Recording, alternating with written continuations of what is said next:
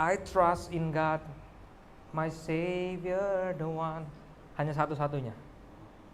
Jadi ketika kita bilang I trust you God, itu ada korelasinya dengan obedience, ketaatan. Betul? Kalau kita menundanya, artinya kita nggak taat. Oke? Ya, mainin bel, mainin. Nah, oke, langsung aja tampilin PowerPoint-nya. Ini direkam, jadi teman-teman bisa dengar lagi di YouTube. Hari ini kita akan menyamakan pemikiran, tapi bukan apa kata saya, tapi semua dari Bible dan dari pakar. Oke? Exalting the lowly, yaitu meninggikan yang rendah. Ada salah satu pesan waktu saya berumur kapan ya, yang waktu itu TV semua pada ngucapin 30. Waktu saya umur 30, 4 tahun yang lalu. Anak-anak rohani saya menulis pesan-pesan di buku dan bikin video selamat ulang tahun. Ada satu kalimat yang anaknya Pak Roni tulis, Tevi waktu itu. Dia bilang kayak gini, I think everyone needs you. Kenapa? Karena engkau selalu bisa melihat hal yang gak dilihat oleh gereja, katanya. Saya equip OB, saya ajak Komsel OB, saya berharap dia untuk jadi pemimpin. Sedangkan semuanya hanya melihat dia sebagai OB, saya melihat dia sebagai pemimpin. Ada satu hal yang dalam kacamata saya yang saya bisa melihat orang-orang ini bagusnya jadi apa. Dan itulah yang Tuhan mau. Oke? Ikut sama Tuhan, jangan ada kata cuma. Saya cuma gini kok, pelayanan saya cuma ini. Tongkat aja bisa belah laut, apalagi kamu, amin? Gak ada yang amin? Tongkat aja bisa belah laut, itu tongkat. Ya, ayam aja bisa dibikin buat tobatin Petrus. Berarti kita perlu piara ayam banyak-banyak ya, supaya banyak yang bertobat. Ayam aja dipakai untuk tobatin Petrus, gak ada yang cuma, apalagi kita manusia. Oke? So, valuing the least among us. Hargai setiap yang terkecil di antara kita. Kita ini satu tubuh. Justru hal-hal yang terkecil, yang dianggap sampah, justru kita kasih perhatian khusus, betul? Ya. Hal yang paling menjijikan sepertinya justru kita bersihkan paling banyak, betul? Yang mengerti, hendaklah mengerti ya. Oke, teman-teman, exalting the lowly, ini adalah condition di mana orang-orang yang sedang ada di bawah, yaitu orang-orang yang belum ditemukan, dia adanya di bawah, betul? Belum ditemukan. Lalu dia sedang terkubur. Yang ketiga dia dibuang atau dia hancur, betul gak? Dari keempat kondisi ini, ya ini orang-orang yang ada di bawah. 1 dan 3 itu seringkali berada di luar gereja. Tapi 2 dan 4 itu banyak di dalam gereja. Yang dimana belum ditemukan dia di luar. Betapa banyak anak-anak muda hancur gara-gara narkoba, gara-gara lem, karena free sex, karena pergaulan bebas. Kita belum menemukan mereka. Seandainya mereka ada di tempat kita, mereka bisa pulih karena darah Yesus. Amin. Belum ditemukan. Dan dibuang oleh keluarganya, jadi anak pang dan lain-lain. Tapi yang kedua ini yang buat sedih adalah kalian ada di gereja, tapi potensi kalian terkubur. Purpose kalian belum tahu. Saya ini mau jadi apa sih gedenya? Potensi belum tahu. Itu terkubur. Anda perlu diangkat oleh Tuhan. Sama seperti Petrus diangkat dari nelayan, dari penjala ikan jadi penjala manusia. Kamu harus ketemu sama Tuhan. Oke? Yang keempat, keadaan hancur. Ini di luar dan di dalam gereja sama banyaknya, teman-teman. Dan it's okay, lebih baik hancur di dalam gereja daripada di luar gereja. Karena di sini kami akan mendoakan Anda supaya Anda pulih. Amin. Di luar sana Anda ditai-taiin pasti. Gini aja masa nggak bisa? Udah hancur makin hancur. Di gereja enggak. Kalau kamu belum bisa, ya mari kita sama-sama. Oke? Jadi ini adalah orang-orang yang terbuang. Kabar buruknya teman-teman, kabar buruk ya. Kita sedang berlomba pada dunia ini untuk menemukan orang-orang ini. Apabila orang dunia yang sesat menemukan orang-orang ini, maka orang-orang yang seperti ini akan menganggap dia adalah saviornya, mesiasnya, penyelamatnya, betul gak? Contoh, ketika kamu hancur, ketika kamu dibuang, ketika kamu gak ditolak dimanapun, ada satu teroris yang rekrut kamu, anggap kamu sebagai anak, dikasih makan, dikasih pakaian, dikasih sekolah, tapi kamu dibina untuk jadi teroris. Kenapa dia mau jadi teroris? Karena kebutuhannya terjawab dengan orang itu, betul gak? Make sense? Sehingga kita berlomba. Ayo teman-teman, kita berlomba memenangkan sebanyak-banyaknya jiwa. Ini pernah terjadi waktu tahun 132 Masehi. Israel pada saat itu ditawan Roma, kita tahu. Dan ada satu pemimpin namanya Simon Bar Kokhba. Dia memberontak terhadap Roma dan Israel memenangkan perang. Apa yang terjadi? Pemahaman Israel, Mesias adalah penyelamat mereka yang akan membebaskan mereka dari penjajahan Romawi. Dari penjajahan Babilonia, Yunani. Ketika Simon Bar Kokhba menang perang, mereka menganggap Simon Bar Kokhba adalah Mesias, karena yang mereka pikir Simon Bar Kokhba lah yang memimpin membebaskan kita dari Romawi. Gak lama dihancurin lagi sama Romawi. Akhirnya mereka semua kecewa, mengalami kehancuran yang kedua kali. Jadi setiap orang yang menemukan kelemahan dari mereka ini akan dianggap Mesias. Kita adalah perwakilan kerajaan Allah. Ketika kita berjalan, kita sedang membawa semua title di belakang kita, yaitu Kingdom of God. Sehingga ketika kita menghampiri orang-orang yang seperti ini, kita sedang memperkenalkan kerajaan asli kita, Kingdom of God. Kerajaan Allah, soal kebenaran, damai sejahtera, dan sukacita oleh Roh Kudus. Haleluya. Ya. Nah, ada dua perspektif teman-teman. Ya. Saya cepat aja karena ini kayaknya lama. Yang di sini Bapak rohani, pemimpin rohani, saya mau ingatkan kita semua. Ada seorang hamba Tuhan yang namanya Yonggi Cho. Tahu siapa? Dia seorang pendeta dari Korea Selatan yang buat revival di Korea Selatan. Dia memiliki anak rohani yang namanya adalah Pastor Kong Hee di Singapura. Tahu Pastor Kong Hee? Mega church puluhan ribu jemaatnya. Dia datang ke Bali. Pastor Kong Hee bilang ini, saya adalah anak rohani dari pendeta Yonggi Cho. Pendeta Yonggi Cho, dia revivalist untuk Korea Selatan. Tapi ada satu keburukan yang dia punya, yaitu bad attitude. Dia orangnya temperamen, marah-marah, dan dia suka ngelempar barang. Dan semua anak-anak rohaninya melihat bagaimana dia memimpin dengan otoriter, tapi gerejanya gede. Pastor Kong Hee ikut belajar dengan Yonggi Cho. Dan dia lihat, pemimpin yang sukses, caranya begitu. Ketika dia membangun gerejanya di Singapura, dia menerapkan hal yang sama. Dia lempar pakai penghapus, dia lempar pakai spidol anak-anak rohaninya. Ada yang selama melayani, orang full timernya masih sama-sama dengan dia, tapi nggak pernah mau satu ruangan sama dia karena sakit hati. Be careful bagi pemimpin-pemimpin yang belum sembuh masa lalunya, karena itu bisa nularin ke anak-anaknya.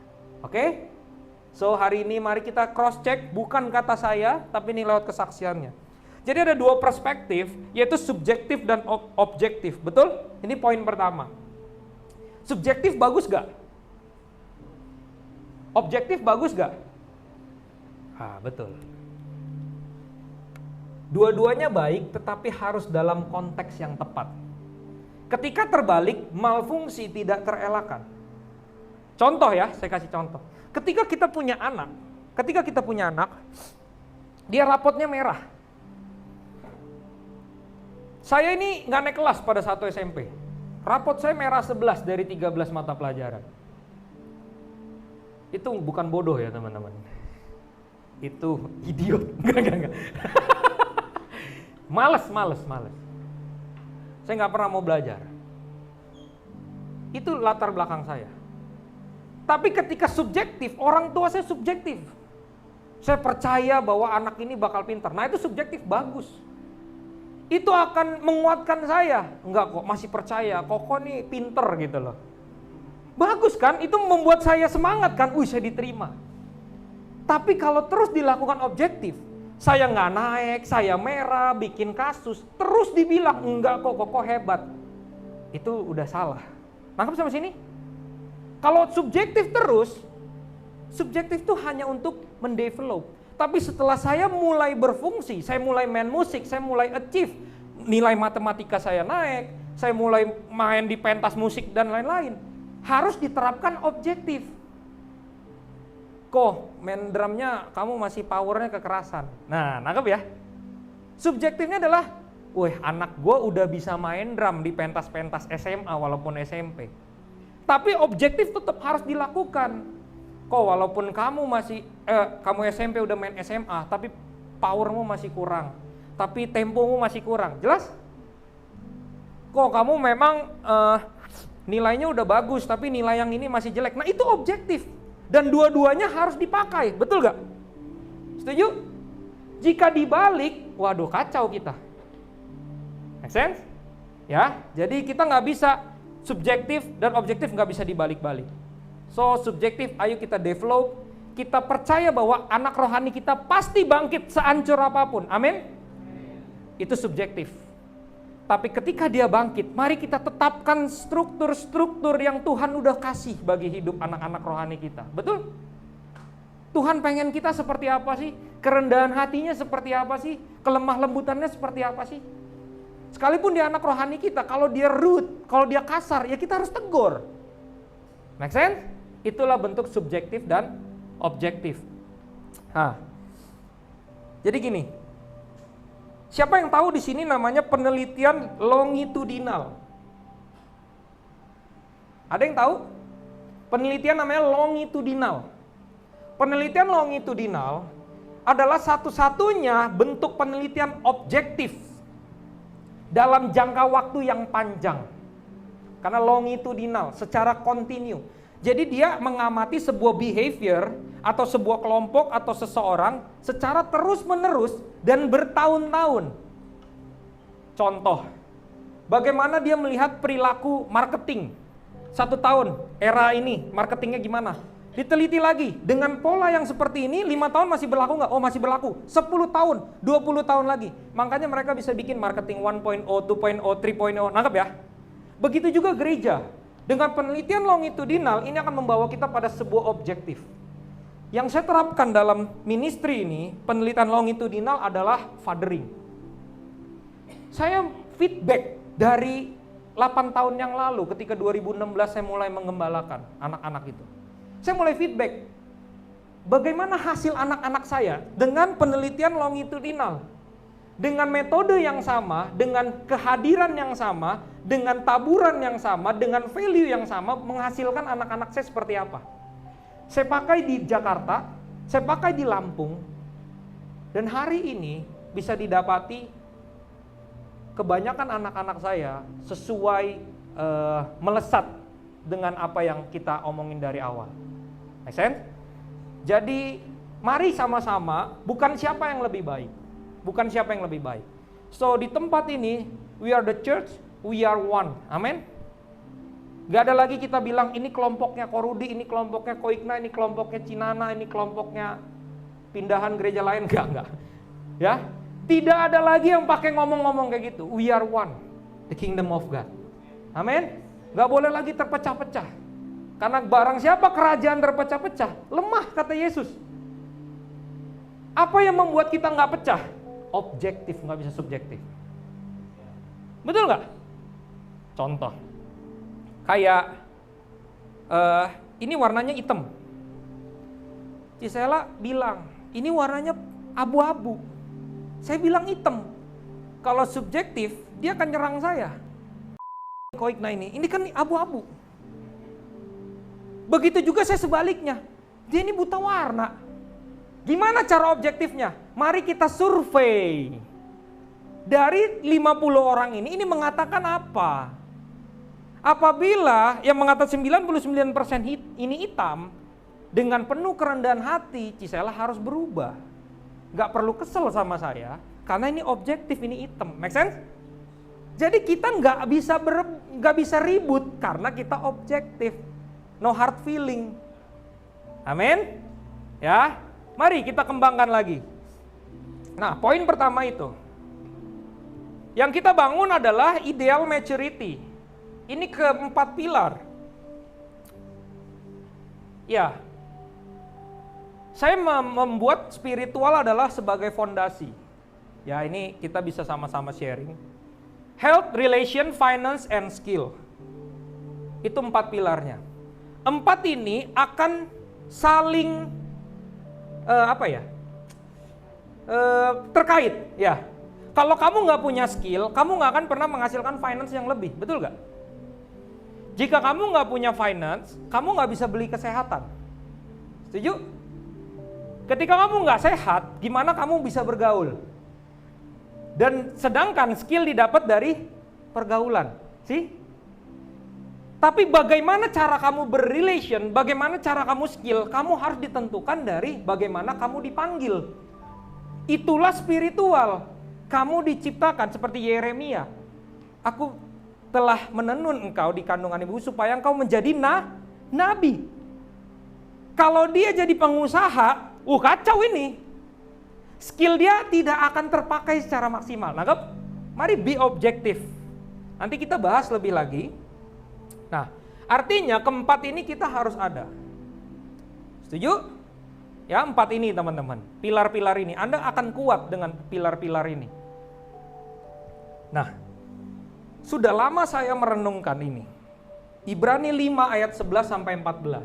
Tapi saya nggak tahu gimana caranya ngasih sebuah standar buat jemaat Tuhan ataupun orang banyak tentang ayo dong, lu maju dong. Nah, maju itu subjektif teman-teman. Betul nggak? Ayo dong, lu semangat lah ikut Tuhan. Semangat itu subjektif. Semangat itu seperti apa sih? Nggak ada datanya, nggak ada rumusan masalahnya, nggak ada teorinya. Akhirnya setelah saya S2, haleluya. Saya ngerti cara berpikirnya menggunakan teori. Akhirnya saya dapat ayat ini dan saya tahu teorinya. Haleluya. Ya. Ada 3 hal di sini teman-teman. Tentang hal itu banyak yang harus kami katakan. Tetapi yang sukar untuk dijelaskan. Karena kamu telah lamban dalam hal mendengar. Nah, coba perhatiin. Banyak yang harus kami katakan tetapi sukar untuk dijelaskan. Yang nulis aja sukar jelasinnya. Apalagi saya. Bener gak? Jadi memang sukar menjelaskan ini. Mestinya lu itu udah sampai sini, tapi gimana ya jelasinnya? Make sense ya? Ya, oke, kita bahas pelan-pelan. Sebab sekalipun kamu ditinjau dari sudut waktu, sudah seharusnya menjadi pengajar. Kamu masih perlu lagi diajarkan asas-asas pokok dari pernyataan Allah dan kamu masih memerlukan susu, bukan makanan keras. Sebab barang siapa masih memerlukan susu, ia tidak memahami ajaran tentang kebenaran. Sebab ia adalah anak kecil. Tetapi makanan keras adalah untuk orang-orang dewasa yang karena mempunyai panca indera yang terlatih untuk membedakan yang baik dan jahat. Jadi sesuai umur, sudut waktu, kita itu mestinya udah di mana? Seumur saya 35, mestinya bisa apa 35? Kalau saya 35 masih nggak bisa jalan, saya cacat namanya. Betul gak? ya kan? Cacat.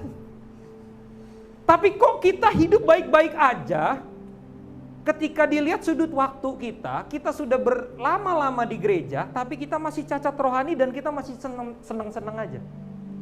Mestinya nangis teman-teman. Karena di sudut waktu, ditinjau dari sudut waktu, Anda mestinya sudah mengajar. Amin. Mau mengajar? Ya? Tan Mes tuh siap mengajar? Sesuai perjanjian kita kan, bikin khotbah ya. Saya masih ingat. Ya, lamban dalam hal mendengar. Nah, gini teman-teman. Nih, perhatikan quotes ini. Dari Michael P. Nichols, dari doktor psikologis, dalam bukunya The Lost Art of Listening. Wih, teori semua ya sekarang, biar objektif teman-teman. Bukan kata saya ya. Real listening is a willingness to let the other person change you. Wow, deep nggak? Deep ya? Sesungguhnya mendengar itu adalah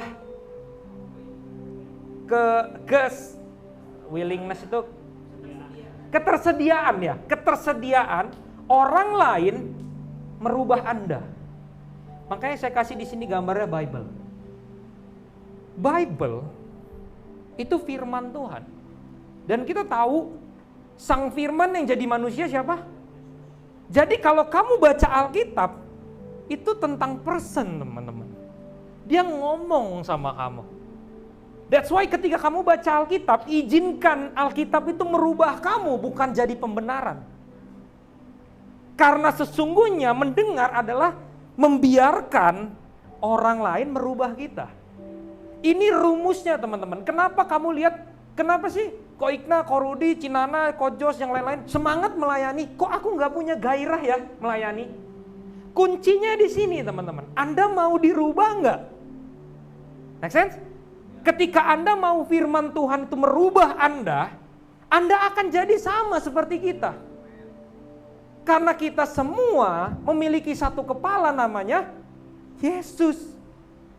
Hanya dengan karunia yang berbeda-beda. Amin. Sehingga ayo izinkan. Ini kata psikolog, pria itu nggak punya telinga teman-teman. Loh ini ada, itu aksesoris katanya. Jadi pria itu susah mendengar memang. Itu psikologi yang ngomong. Ini cuma aksesoris teman-teman. Tapi sekali pria mendengar dan dia mengizinkan kata-kata itu merubah dia akan berubah selamanya. Makanya para pria, izinkan firman Tuhan jadi fondasi hidupmu. Amin. Kamu akan jadi kepala rumah tangga, kamu akan memimpin banyak hal. Karena kamu pria. Serius. It's a privilege become a man. Oke? Tegang. Kok saya baru umur 20 kok. Suatu saat lu pasti nikah. Prepare yourself. Oke? Para pria katakan? Iya, jangan tahu-tahu aja, bertobat ya.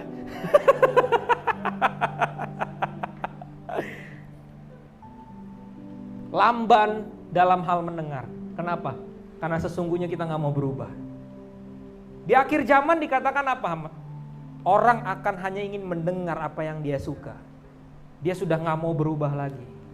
Dia cuma pengen mendengar hal-hal yang terus membuat dia terus ada di situ. Dan kamu nggak akan kemana-mana. Dan ada saatnya Tuhan bilang, kalau tahun depan ini nggak berbuah, tebang.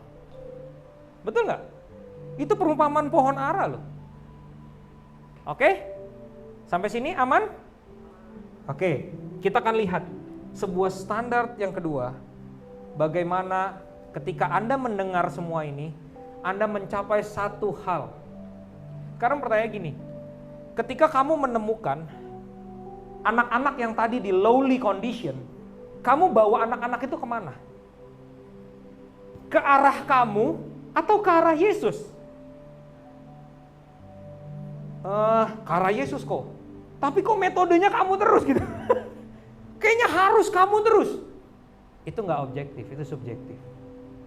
So, Ini adalah hal-hal sebuah standar yang siapapun kita akan mengarah sini karena ini teorinya bagaimana orang yang mature. Sama-sama bilang mature. Kamu harus dewasa. Ini soal jiwa kamu ya. Ini defense mechanism, masih banyak hal. Saya kirimin ininya, nggak usah difoto nggak apa-apa ya. Kalau mau foto-foto saya aja. Karena multimedia butuh banyak foto saya ya. Bukan karena saya keren, susah ngeditnya fotonya itu aja. Oke, dari George Phelan, defense mechanism, ada 4 tingkatan. Yang pertama adalah, yang belakang nggak kelihatan ya, kecil-kecil ya. Hah? Kelihatan? Oke, puji Tuhan. Yang pertama adalah pathological. Pathological itu adalah tidak sehat teman-teman, sakit jiwa. Kok langsung tengok-tengokan? Yaitu yang pertama adalah delusional projection. Delusi, keyakinan tidak realistis terhadap dunia atau orang lain. Pernah nonton Joker? Yang dia membayangkan pasangannya itu suka sama dia, tapi ternyata di akhirnya itu semua cuma delusinya dia doang. Sebenarnya orang perempuan tuh nggak kenal sama Joker, karena dia sayang sama perempuan itu, dia membayangkan perempuan itu juga sayang sama dia. Jadi kebes berdua, padahal dia cuma sendiri. Nah itu delusi. Oke? Sakit, nggak ada ya? Amin? Puji Tuhan. Yang kedua distorsi. Nah ini juga banyak teman-teman. Memutarbalikkan kenyataan untuk menghindari kenyataan pahit. Percaya pasangan selingkuh karena terlalu mencintai. Gak apa-apalah diselingkuhin, gak apa-apalah dibohongin. Gak ada lagi yang bisa kenal saya daripada dia. Gak ada lagi yang bisa terima saya seperti dia terima saya. Udahlah, gak apa-apalah dia cuma salah. Itu distorsi. Kamu selalu cari alasan supaya bisa nerima, membalikan kenyataan. Faktanya dia gak setia. Ya gak setia. Hanya orang sakit yang mengalami distorsi yang bisa melihat itu benar. Orang benar melihat itu salah. Orang salah melihat dia benar. Orang benar lihat dia salah. Nah itu distorsi kan. Ya kalau di efek ada juga kan distorsi. Clean-nya itu kayak diarahkan ke tempat lain. Itu distorsi. Yang ketiga denial. Ini paling banyak. Menolak menerima kenyataan yang menyakitkan. Menolak percaya bahwa tekanan penyakit serius. Enggak. Kalau saya lihat kamu itu hepatitis loh. Kuning semua inimu, badanmu. Enggak, saya baik-baik aja. Nah itu denial. Betul gak? Saya rasa kamu ini kolesterol loh, asam urat loh. Enggak, baik-baik aja. Tiba-tiba masuk rumah sakit. Nah, itu denial teman-teman. Itu bukan cuma soal fisik ya, tapi soal jiwa juga. Orang bilang, kamu itu sok tahu loh. Kamu tuh banyak ngomong loh. Ah masa sih gue gak begitu. Lah jelas-jelas semua orang bilang kamu tuh sok tahu. Ya kamu jangan denial loh. Nangkap sampai sini? Jangan denial, hadapi. Itu membuat kamu bertumbuh. Betul? Dan kita semua pernah denial kok. Setuju nggak? Saya juga pernah denial. Tapi kalau telusuri lagi, kenapa kamu denial? Sebenarnya ada rasa luka yang kamu nggak mau bongkar kan? Sebenarnya ada rasa takut dan malu ketahuan sama orang lain kan? Bahwa kamu punya bangke. Bener nggak? Takut kan kecium bangkainya? Di sini kamu aman. Kalau kamu punya bangkai, keluarin kita buang sama-sama. Amin. Ya. Immature, yaitu kekanak-kanakan. Nah ini contohnya, fantasi, melarikan diri dari kenyataan melalui lamunan. Jadi seandainya aku punya ini, hidupku gak akan kayak gini. Nangkep gak? Misalnya kamu gak punya uang gitu.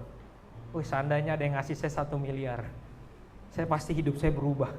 Nah itu fantasi itu teman-teman. Ya, seandainya saya jadi presiden, wah kayak gitu. Itu fantasi.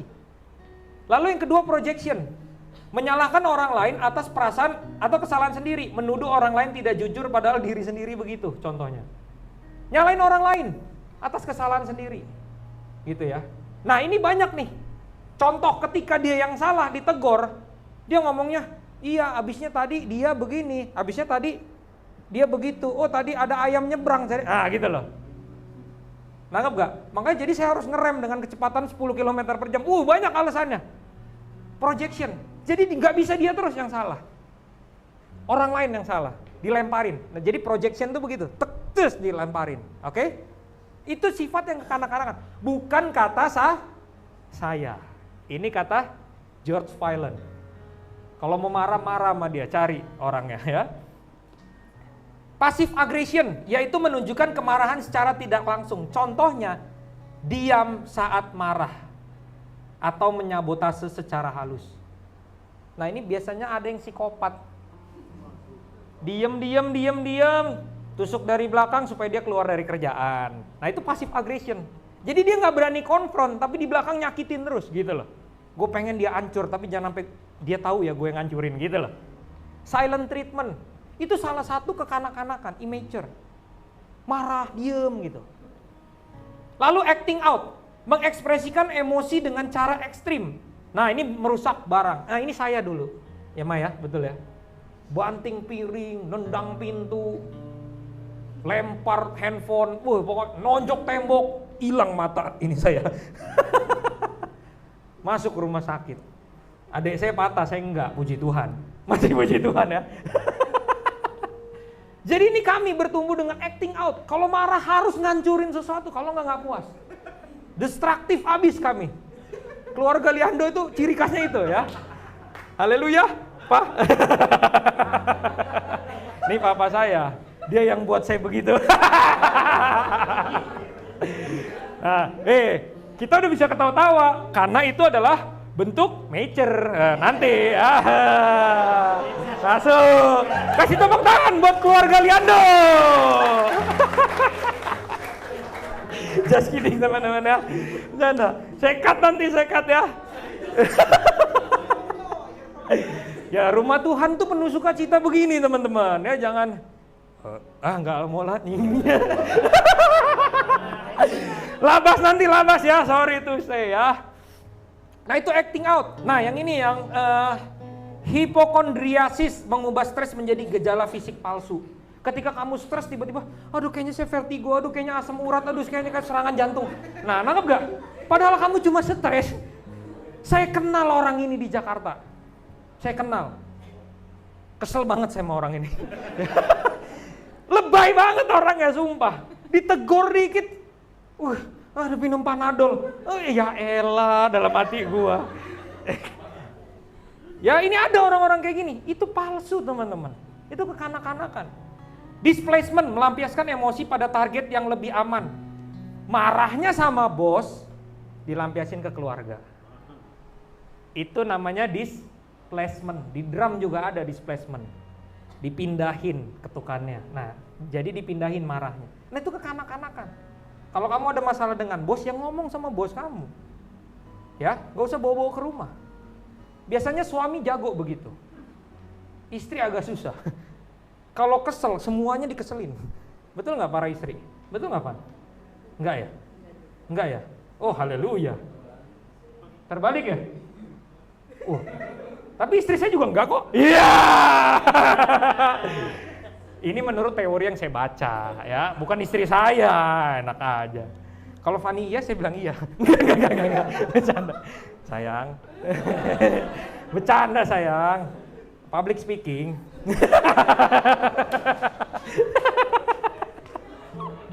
Ya. Nah, lalu dari kekanak-kanakan mulai naik, yaitu neurotik. Neurotik itu ada sebuah perilaku kecemasan dalam psikologi, tetapi masih umum teman-teman. Anda sudah mulai beranjak ke mature, yaitu repression, menekan ingatan atau emosi tidak menyenangkan ke alam bawah sadar. Jadi kamu melupakan rasa sakitmu, tapi itu masih ada di alam bawah sadarmu. Seringkali muncul, tapi kamu kayak melupakan aja. Dulu misalnya pernah di abuse gitu, udah saya buang jauh-jauh. Tapi ketika teringat kamu nangis, kamu kecewa gitu. Tapi hidupmu kayak bebe aja, tapi ternyata alam bawah sadarmu masih luka. Nah, ini banyak orang nggak sadar. Oke? Lalu reaction formation, bertindak berlawanan dari perasaan asli, berlaku terlalu ramah pada orang yang dibenci. Nah, ini salah satu juga, hati-hati. Ya. Iya, bahasa kasarnya munafik, betul. Ya. Bahasa halusnya pura-pura. Intellectualization. Menghindari emosi dengan fokus pada logika. Contohnya menguraikan kematian secara ilmiah tanpa ekspresi emosi. Jadi neken emosi yang bermain logika. Misalnya, papa mamamu nggak tepat janji terus. Kamu pakai logika, ya udah memang keadaannya memang tidak memungkinkan untuk permintaan saya dipenuhi. Tapi bertahun-tahun dilanggar terus janjinya. Kamu terus, iya nggak apa-apa, memang papa mama saya belum mampu untuk memenuhinya. Tapi ternyata di alam bawah sadar kamu luka karena papa mamamu nggak pernah tepatin janji.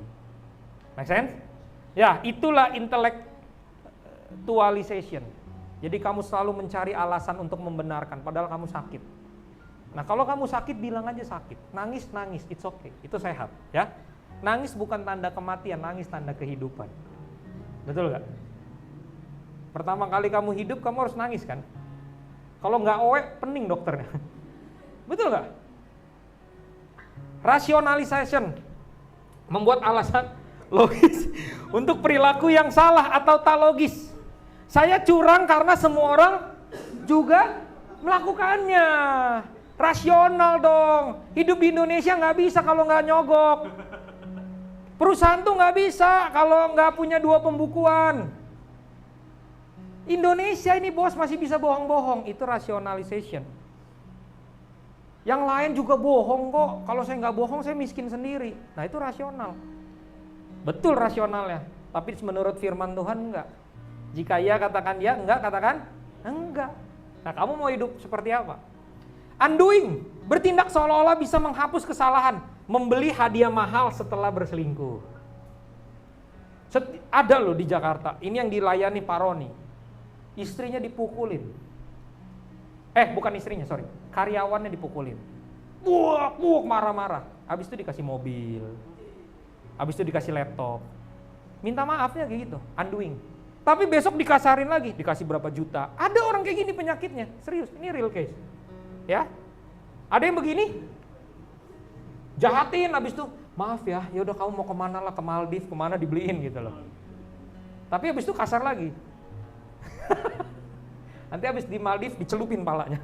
Ya kan habis itu, aduh sorry ya, mau kemana, ke Jepang ya. Tapi setiap ke Maldives biru, ya kan. Setiap di Jepang benjol gitu kan, jadi setiap negara fotonya beda-beda, ada yang bengep, ada yang luka, ada yang hilang kelingkingnya gitu ya. Kacau. Nah, tapi Anda masuk ke fase yang terakhir, yaitu mature. Anda bisa sehat dan adaptif. Yang pertama adalah sublimation. Sublimation adalah menyalurkan dorongan negatif ke aktivitas positif. Anda marah nih, Anda pengen buang barang, tapi Anda lebih pilih lari atau main tinju daripada harus melempar-lempar barang. Itu adalah bentuk kedewasaan. Pada saat saya marah, pada saat sudah bertobat, saya nangis, saya main gitar. Atau kalau saya marah, saya main drum, tanya mama saya. Nah itu sublimation, kamu ganti yang negatif jadi yang positif. Ya, humor, menghadapi stres atau konflik dengan lelucon. Nah yang kayak tadi. Ya, jadi masa lalumu apa? Ya humorin aja. Misalnya saya pernah salah, saya berdoa di pemberkatan teman saya. Ya kiranya sukacita sorga melawat seperti hari pernikahan di Kana. Bagaimana Tuhan merubah roti jadi anggur, saya bilang. Haleluya, amin. Sampai pulang, kok kamu roti jadi anggur? Air jadi anggur dong. Ya kamu ngomongnya roti. Yang bener. Wah ini udah tahu aja. Itu biasa salah gitu. Nah itu bentuk humor. Saya pernah melakukan banyak salah, tapi jadi humor aja. Suppression, secara sadar menunda emosi hingga saat yang tepat. Dalam saya berkhotbah, ada 1 kali 2 kali yang saya juga lagi nggak baik-baik aja sama Cisela. Karena malamnya belum selesai obrolannya, tapi udah keburu ngantuk, udah tidur dulu lah, besok rontu. Gitu ya. Ada. Tapi saya bilang, pagi saya bangun, saya doa, walaupun nggak nyapa dia ya. Karena nggak disapa balik. Saya doa, Tuhan saya mau khotbah, Ya nanti saya pasti selesain kok, saya nggak benci istri saya doa. Tapi saya khotbah dengan biasanya, dengan pelayanan. Tapi pulang, ya baru kita selesaikan gitu. Nah itu bentuk suppression. Jadi Anda tetap bisa profesional sekalipun dalam tekanan. Amin? Ya. Altruism, mengatasi tekanan dengan membantu orang lain. Merawat orang lain untuk mengatasi rasa tidak berdaya. Contoh, kamu nggak punya duit, stres. Udahlah saya kasih makan orang aja lah. Kamu suka cita, sekalipun kamu nggak ada duit. Aneh kan? Aneh nggak? Tapi itu mature teman-teman. Kamu ngobatin hati kamu sendiri untuk bantu orang lain, sekalipun kamu punya masalah. Anticipation, menghadapi stres dengan mempersiapkan diri secara realistis, menyusun rencana pensiun untuk mengurangi kecemasan. Oke? Siapa yang sudah ada di mature? Angkat tangan. Saya merasa saya ada di mature. Tapi ini subjektif. Ayo tanya sama sekitarnya, kita sudah mature belum? Nanti saya kirimin ini di grup, oke? Teman-teman bisa baca sendiri. Sudah mature? Masih ada yang neurotik? Masih ada? Masih ada yang immature? Pathological? Kita berdoa sama-sama ya, habis ini. Oke. Ini semua adalah teori yang bukan saya katakan, tapi kita mengejar kedewasaan psikologi seperti ini. Amin. Kamu tahu ketika kamu berada di posisi ini, kamu akan jadi positive vibes banget bagi sekitarmu. Betul gak? Orang lain nipu, kamu gak nipu. Orang lain marah, kamu gak marah, karena kamu tahu cara nyalurinnya ke agresiannya yang lain. Betul gak? Itu mature. Itulah kingdom leaders. Amin. Itu yang membedakan pemimpin sama tidak. Pemimpin itu kayak termostat, bukan termometer. Tahu bedanya termostat sama termometer? Termometer tuh ngukur suhunya berapa. Termostat itu dia yang buat jadi berapa. Siapa leader tempat ini? Kamu jadi termostat. Amin. Kamu yang buat suasananya indah. Gak usah nunggu suasananya indah. Kamu yang buat. Amin. Haleluya. Oke. Nah, ini membahas sekarang yang tentang spiritual. Kita penting, yaitu ideal maturity. Ketika tadi dikatakan mestinya dari sudut waktu kamu sudah perlu begini. Artinya dari sudut waktu kamu sudah mestinya ideal, betul gak? Betul? Kenapa saya lingkari spiritual? Teman-teman, setiap orang jalannya beda-beda. Jangan patok cara dunia umur segini kamu harus punya rumah segini, enggak. Kalau Tuhan masih mau proses kamu, it's okay. Jangan rusak gambar dirimu dengan tuntutan-tuntutan yang bukan spiritual. Kalau kamu bisa beli rumah di umur kamu dengan muda, praise the Lord. Jadikan rumahmu rumah doa. Tampung banyak orang. Buat komsel di rumahmu. Tapi kalau yang belum punya, it's okay. It's okay, rumah kita udah disiapin sama Yesus di sorga. Bener gak? Nggak usah kecil hati. Amin. Nah tapi memang cuma orang yang punya iman yang bisa begitu gitu loh. Orang dunia susah begitu kan. Ideal maturity, roh, jiwa, dan tubuh. Ini harus ideal. Tubuh ada idealnya, betul? Overweight enggak? BMI kalkulator pakai. Jiwa ada idealnya yang tadi saya sampaikan. Roh juga ada idealnya. Seumur kamu udah denger berapa khotbah? Gimana sekarang? Sudah melayani belum? Bisa ngampunin orang enggak? Sudah lama kan dikhotbahin, ampuni. Berkali-kali pendeta ngomong ampuni. Tapi nggak bisa ampuni. Ya kan? Nggak bisa. Nah, sekarang saya ngomong kayak gini. Jangan patok standar kita. Amsal 11 ayat 15. Sangat malanglah orang menanggung orang lain, tetapi siapa membenci pertanggungan amanlah ia. Nah, ini sebuah kebodohan ketika kamu menjaminkan surat tanahmu untuk orang berhutang atas duitnya buat dia, tapi yang kamu yang tanggung namanya di bank. Itu sangat bodoh. Ini kata Amsal, betul? Dan jangan dilakukan. Tetapi Paulus melakukan hal bodoh itu. Filemon, Paulus mengenai Onesimus ngomong ke Filemon. Kalau engkau, Filemon ya, menganggap aku, Paulus, temanmu seiman, terimalah dia, Onesimus, seperti aku sendiri. Dan kalau dia sudah merugikan engkau ataupun berhutang padamu, tanggungkanlah semua itu kepadaku. Aku, Paulus, menjaminnya dengan tulisan tanganku sendiri. Aku akan membayarnya agar jangan kukatakan, tanggungkanlah semuanya itu kepadamu. Karena engkau berhutang kepadaku, yaitu dirimu sendiri. Kamu lihat apa yang dilakukan Paulus? Dia menjamin Onesimus. Onesimus itu pernah ninggalin pelayanan, teman-teman. Jadi ketika dia balik lagi, dia nitipin ke Filemon. Dia tahu karakternya Onesimus. Jadi ketika dia bilang, ya kalau dia merugikan kamu, tanggungkanlah kepadaku. Berarti Paulus jadi penanggung dong. Malang nggak berarti sesuai Amsal? Malang dong. Berarti Paulus gak baca Amsal tah? Tidak mungkin jawabannya. Betul gak? Paulus itu ahli Taurat coy. Betul gak? Dia itu orang Yahudi, di bawah didikan Gamaliel, guru besar. Dia tahu banyak hal, Taurat, semua dia tahu. Dia pasti baca Amsal. Tapi dia tetap melakukannya. Kenapa? Gini, ada satu hal yang melampaui hikmat, yaitu iman. Saya kasih tahu teman-teman. Ada yang melampaui hikmat, yaitu iman. Menurut dunia, Barnabas tuh punya tanah gede-gede di Siprus, dia orang Lewi, dijual buat jemaat mula-mula. Ada nggak yang ngajarin gitu hari-hari ini? Nggak ada kan? Saving, invest. Makanya saya buat spiritual. Ini penting. Kamu mau jalan sama Tuhan, sometimes Tuhan minta Ishakmu. Betul? Dia selalu suruh kamu lewatin laut, yang nggak masuk logika. Tuhan kirim burung puyuh untuk makanan. Tuhan kirim roti entah dari mana. Betul? That's why ada yang di atas hikmat namanya iman. Mari sama-sama.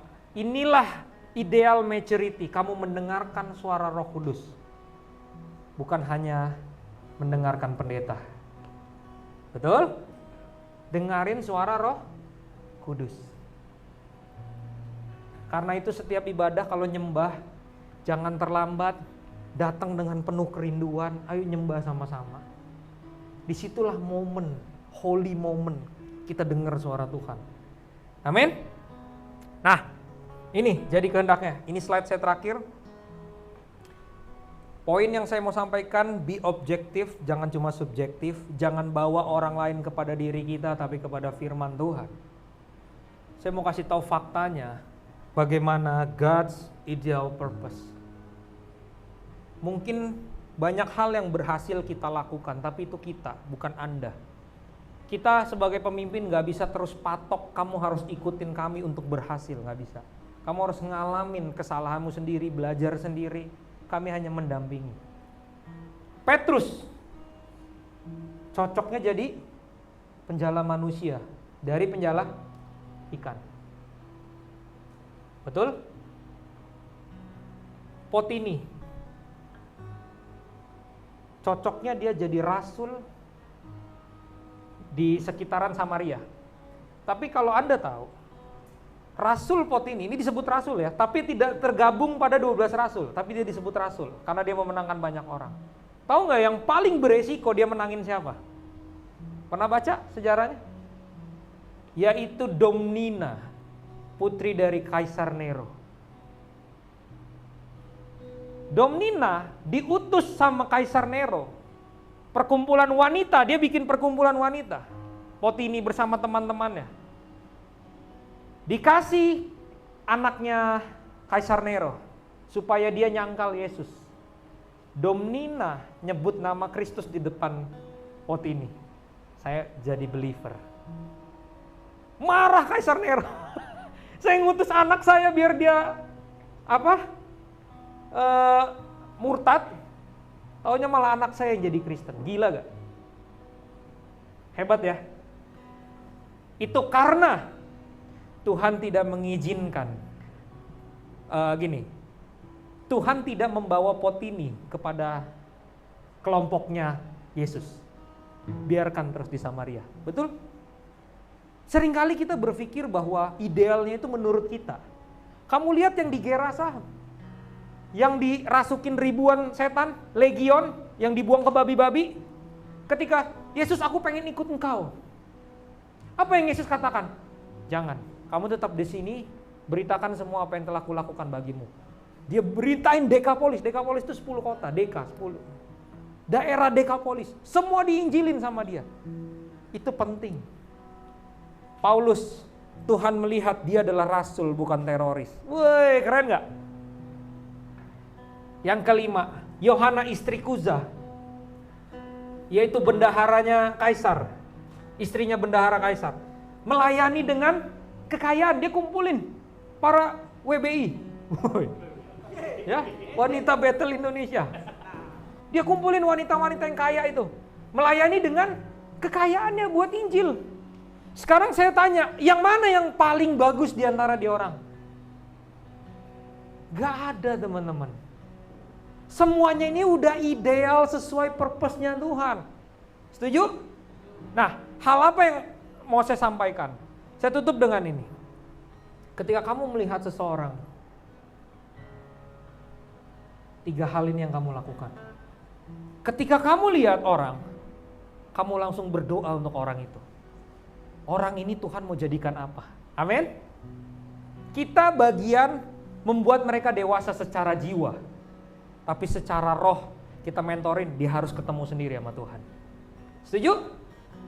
Pertama adalah hadir dan bantu. Ini kisah Yesus kepada Petrus.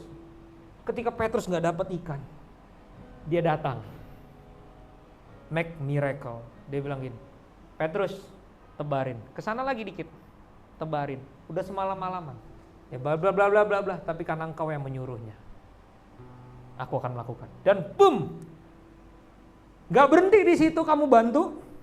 Apa yang Yesus katakan? Ikutlah aku dan muridkan, maka jadi sesuai dengan tujuan. Make sense sampai sini? So, kamu pasti bisa memberitakan Injil, karena di luar sana banyak yang butuh dibantu. Betul? Mari kita bangkit berdiri.